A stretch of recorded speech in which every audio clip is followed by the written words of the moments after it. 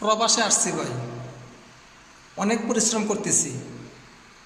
জানি না আমার ভাগ্য পরিবর্তন হবে কি না, তারপরও পরিশ্রম করেই যাচ্ছি, কারণ আল্লাহর উপর আমার বিশ্বাস আছে। যত পরিশ্রম করি আল্লাহ একটা না একটা সময় আমার পরিশ্রমের ফলাফল দিবেন। প্রবাসে কোনোদিন ভাবি না প্রবাসে আসতে পারবো, হয়তো আমার রিজিকে আছে বিদায় প্রবাসে আসতে পারছি।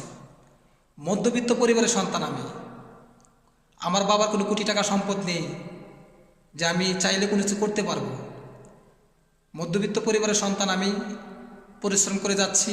যদি আল্লাহ পাক ভালো কিছু লিখে থাকে আমার কপালে, ভাগ্যে, অবশ্যই সেটা ঘটবে। 2 দিনে আগে হোক পরে হোক আমার ভাগ্যের জিনিসটা আমি অবশ্যই পাবো। তো এই জন্য সকলের কাছে বলবো, যারা প্রবাসে আসবেন ধৈর্য সহকারে কাজ করতে থাকেন ভাই। আপনি আসলে যে 1 মাস 2 মাস 1 বছরে ভালো কিছু করতে পারবেন এমনটা না। মানুষ বছরের পর বছর প্রবাসে